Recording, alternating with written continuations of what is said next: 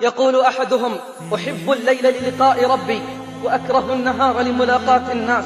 اشترى أبو عبد الله النباجي جارية سوداء للخدمة، فقال لها: قد اشتريتك. فضحكت فحسبها مجنونة، فقال: أمجنونة أنت؟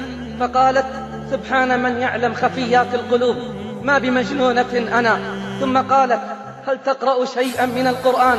قال: نعم. فقالت: اقرأ علي. فقرأ عليها: بسم الله الرحمن الرحيم. فشهقت شهقة وقالت: يا الله، هذه لذة الخبر، فكيف لذة النظر؟ فلما جن الليل وضئ فراشا للنوم، فقالت له: أما تستحي من مولاك أنه لا ينام وأنت تنام؟ ثم أنشدت: عجبا للمحب كيف ينام جوف الليل وقلبه مستهام. إن قلبي وقلب من كان مثلي طائران إلى مليك الأنام. فأرض مولاك إن أردت نجاة وتجافى عن اتباع الحرام. قال النباجي: فقامت ليلتها تصلي، فقمت من نومي أبحث عنها، فإذا هي تناجي ربها ساجدة وتقول: بحبك إياي لا تعذبني.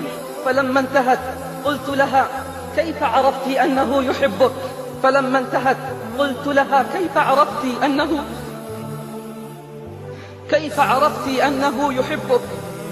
قالت: أما أقامني بين يديه وأنامك، ولولا سابق محبته لي لم أحبه. أما قال: يحبهم ويحبونه؟ يا ابن آدم، أهجر فراشك فإن الفراش غدا أمامك. يا حبيب القلوب أنت حبيبي، أنت أنيسي وأنت مني قريب.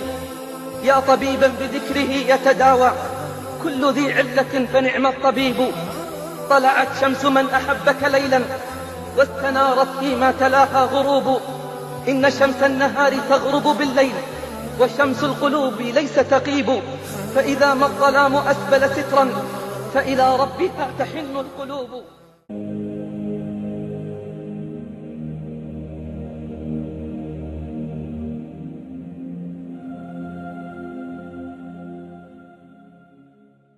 قل هذه سبيلي أدعو إلى الله على بصيرة أنا ومن اتبعني وسبحان الله وما أنا من المشركين.